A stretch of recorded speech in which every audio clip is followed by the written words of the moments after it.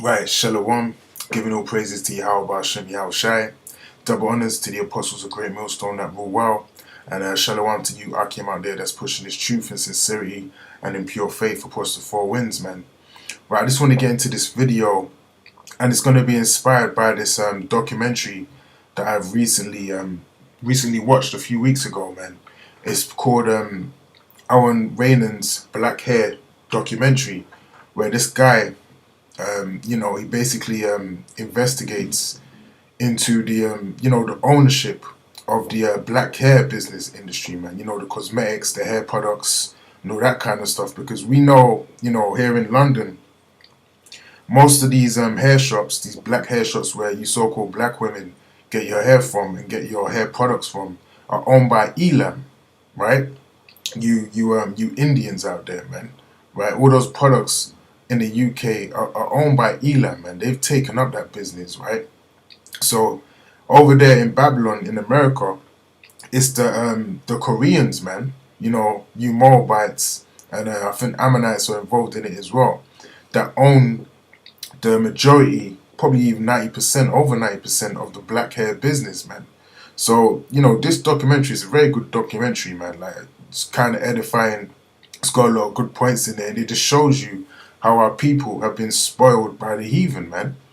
Right? Now I'm going to play two, very short clips. Well, they're kind of short. Play two clips so you can just get an insight into the documentary and the information that's supplied in the documentary also, man. Because it's very, very, very, it's a good watch, man. Just to show you how we've been spoiled by the heathen.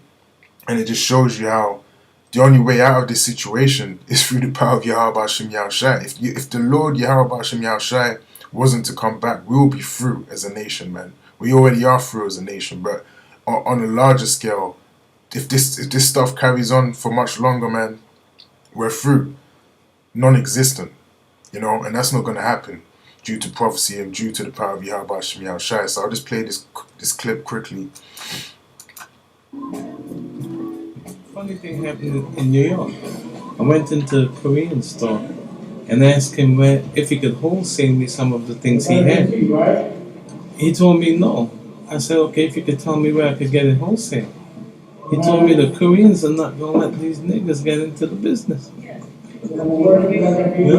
And he's in a black neighborhood in Brooklyn. He was Korean himself? Yeah, he's in a Korean hair store. You think black people can get back into it? Oh, they could get back, but the Koreans not going to let us in it. We have to do it ourselves. Now, as you see there, man, that guy actually tried to get some wholesale material from the Korean guy, and the Korean guy told him straight up, that's not going to happen, man. That ain't actually going to happen. We are not going to let you so-called Negroes into this business, man. Why? Because our people are cursed, man. We got the curses on us, man. That's why we can't prosper in this society, man. This society was not made for us to prosper. America was not made for you Negroes, Hispanics, and Native Americans to prosper in, man. It is a punishment ground, man. Right? Because we didn't follow the laws, statutes, and commandments that was bestowed upon us by the Heavenly Father. That's why we're in this predicament today, man. So that's the spirit. That Korean told him, no, man. You guys are not coming in on this business. We're going to keep it strictly for our people so we can spoil your people, man. That's basically what he told him up front, man. And that's the spirit that the Lord, Yahweh Hashem Yahushai, has put on these heathens to be like, man. Right? Because they're taking advantage of the situation. But it's cool because in the kingdom, everything is going to be flipped, man. Right? And anything they want, they're going to have to come to us for, man. Because things are going to totally change, man. Totally, the tables are going to turn, as they say in the world. Right? Now, it's the second clip I want to play. To find out, I traveled to the University of California at Berkeley and spoke with Professor John Lee. Many of the ones that started recently came from South Korea that was much more enriched. So by selling their farm or by selling their apartment, they could have this initial pot of money to start relatively small businesses in urban areas. Furthermore, they had encouragement, sometimes quite explicitly, in terms of funding by relatives, friends, and other sorts of religious or whatnot networks to provide them with money to start their business. So it's fair to say that there all sorts of formal and informal means by which Korean Americans and South Korean business people dominate the market. And as you can see, the guy's explaining, man, like all these Koreans that came over to the States, man, and also these Elamites here in London that own the business, they actually would sell their houses, right? Or, you know, get certain grants, borrow money from family members to set up these hair businesses, man. So that just shows you the kind of confidence they had in knowing that you Negroes, Hispanics, and Native Americans are not even going to wake up to this, man.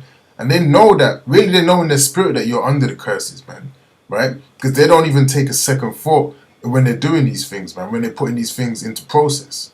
They know you guys have got curses on you. They know you're not going to prosper in this society because they see you, they look at you niggas, man, and they see how you act and they see what's important to you niggas. These black women out here, they will spend all kinds of money to get their hair done, man, right? They won't eat, right, just so they can get their hair done because they're only interested in them looking good, man, right? Going clubbing, looking good, being a part of that lifestyle, man. And also because they got the shame of not having their own hair. They don't have their own long hair, so they be buying those wigs, man. So they're trying to cover that shame up because the Lord has taken away the glory that they once had with having long hair, which we're going to read in Isaiah chapter 3 and 17.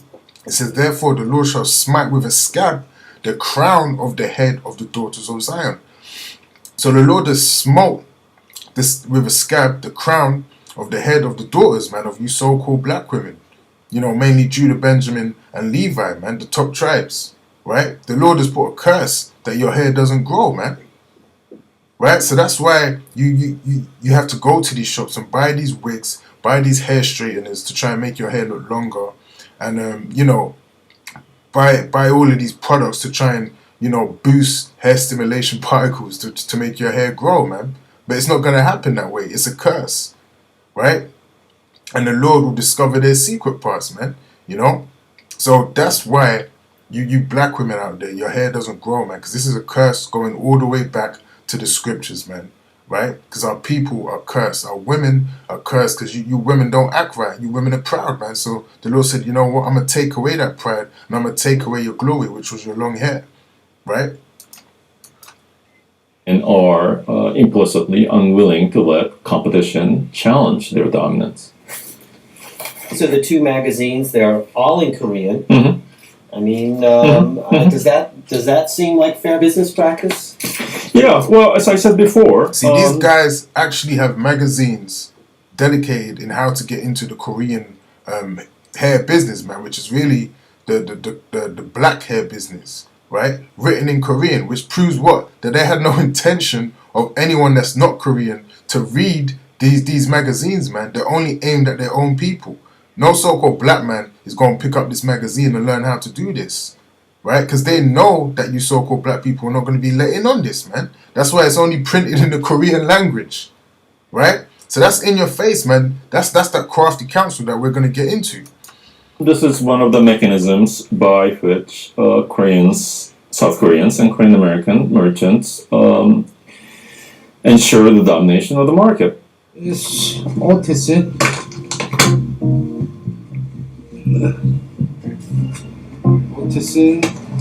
All the information you need is in their magazines, man. All the manufacturers, where you can, you know, source the products for. All the details are all in this magazine, man, and they're all Korean. They're all Korean owned. And they even had a clip in a separate documentary I was watching where the guy, so-called black man, was actually calling up these stores, man, in Korea, saying, you know, I want to buy, you know, a certain amount of your product. And they actually asked him where he was from, right? And then when he said he was a so-called black man, they actually hung up the phone on him, man. They actually hung up the phone on the so-called black guy, man, that was actually doing the other documentary I was watching. So that just shows you they are not dealing with you Negroes, Hispanics, and Native American when it comes to business, man, right? Learned that what we're seeing now, the Korean domination of the black hair industry, had its start back in the early 60s with the help of both the Korean government and the United States government.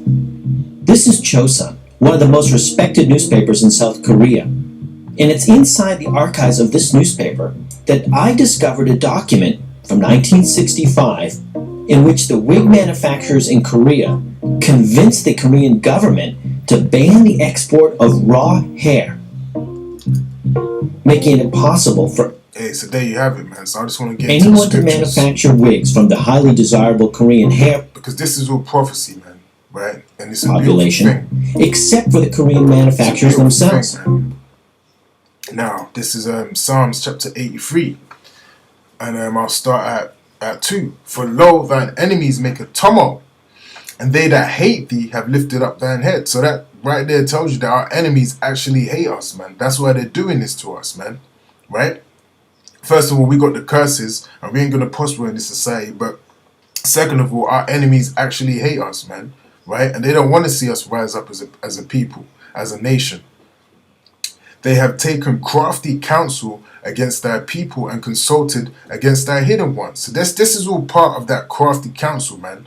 Us not being able to prosper in this society, us not being able to reap any kind of benefits of our own products, man. That's the worst thing that can happen to any nation. How are you gonna have another nation sell the stuff that you need back to you, man? Well, that goes back to the book of Deuteronomy. That for the want of all things, we're gonna have to go to our enemies, including the so-called white man. Really, that was talking about the so-called white man, but really it's talking about these other nations too, man. Because anything we need, we got to go to the other nations, primarily the so-called white man. But in relation to this whole hair scandal, it's those Moabites, man, and those Ammonites that are controlling that shit, right? They have taken crafty counsel against thy people and consulted against thy hidden ones. They have said, let us come.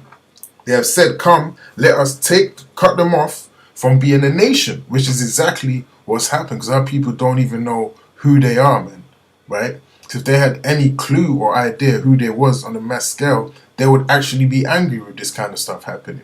But they're actually comfortable with buying the stuff they need from the other nations. They don't see a problem in that, man, right? If an Edomite had to come to us to buy flipping, their clothing and that, they're not going to stand for that, man. They're going to say, why are these so-called black people, selling us our clothes? That would not even run in this society, man. That would be impossible to run, right? And any, independent companies you do have by so-called black people, they're not going to be in the forefront showing their face off, because if people knew that it was owned by a so-called Negro, they wouldn't actually shop there, man. It will get blackballed, right? So that just shows you the control the other nations have in this kingdom, man. This is not our kingdom, and this is not our rest. So we cannot prosper here, right? They have said, come, let us cut them off from being a nation, which has happened.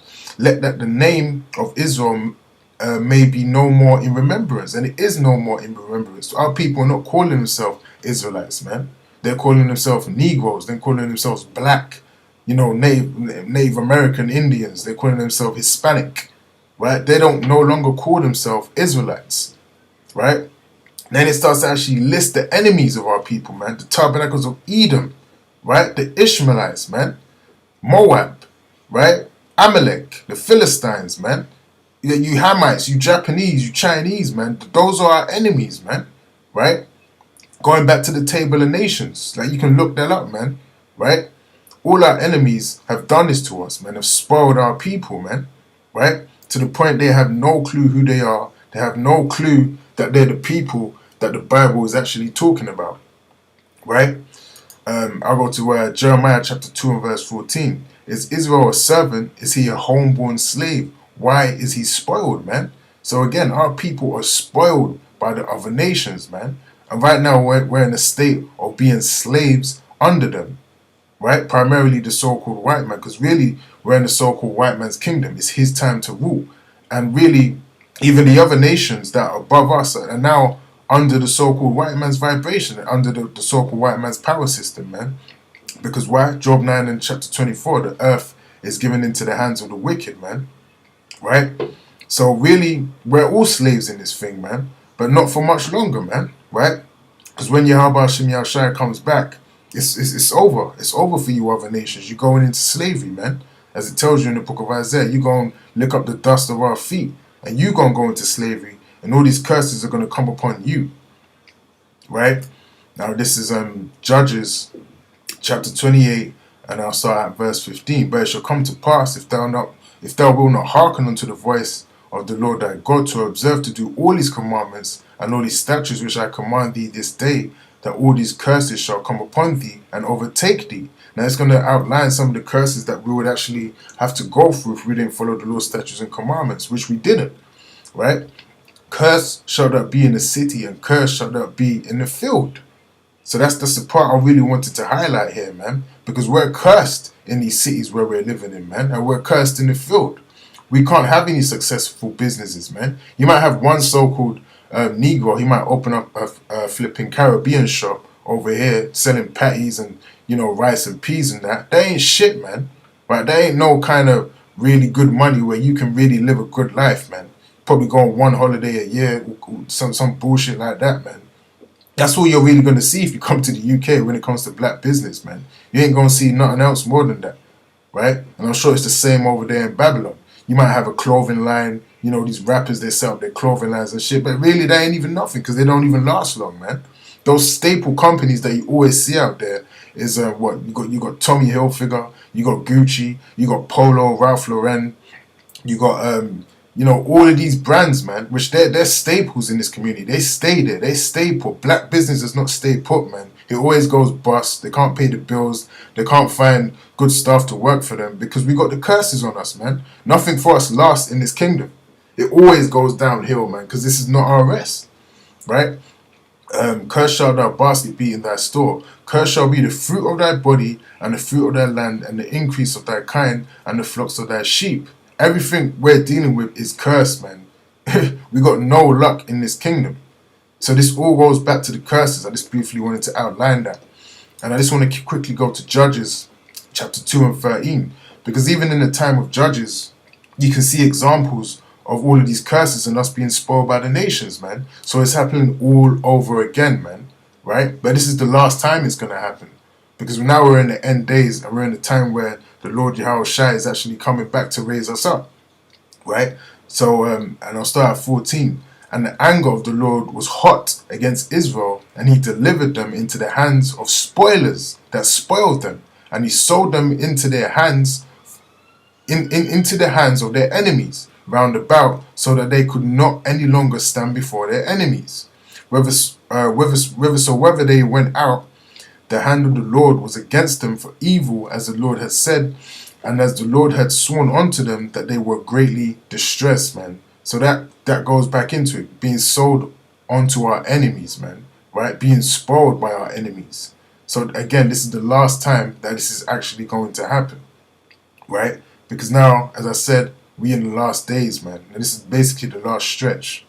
So now you have an example of this actually happening in the time of Judges, man. So nothing has actually changed in that front, man. We just in the hand of these Edomites, man, and the other nations under Esau's rulership are now taking advantage of us and spoiling us even more, right? This is Micah chapter 2 and verse 10. It says, arise ye and depart, for this is not your rest. Because it is polluted, it shall destroy you even with a sore destruction, man. So the Lord is telling us, man, this is not our rest, right? This is not the time for us to be successful in society. This is not the time for us to seek to prosper among the other nations. And, you know, join hand in hand with them, trying to set up businesses, or, you know, trying to you know, get your family together and start up a family business. It's not going to work, man, right? You see it's not going to work. Black business does not work in this society, man. We have curses on us, and it's as simple as that. And until the Lord Yahweh Shem Yahushua comes and raises us up, and we're in our own kingdom, that's how it's going to be, man, right?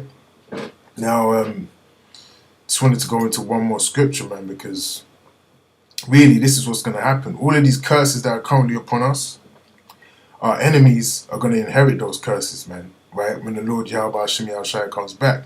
So that's the brighter side of the story, man, right? So this is Deuteronomy chapter 30 and verse 6. And the Lord thy God will circumcise thy heart and the heart of thy seed, to love the Lord thy God with all thine heart and with all thy soul, that thou mayest live. And the Lord thy God will put all these curses upon thine enemies and on them that hate thee, which persecuted thee. So that's what's coming for these heathens, man. That's what's coming for you Moabites, you Ammonites, you Edomites, You Elamites, that's what's coming for all you other nations that had a hand in spoiling us, man. Which is all you nations that had your turn in spoiling the children of Israel, man. Right? Taking advantage of the children of Israel, of the children of the Most High Power, Yahweh Hashem Yahushai. So you go, all the curses that we've been through, the slavery, the bloodshed, that's going to come upon you and your children, man, for generations to come in the kingdom. So that's what we look forward to, the hopeful elect, man, right? And, I've just about covered everything I wanted to cover, man. So, hey, you heathens got it coming to you, man.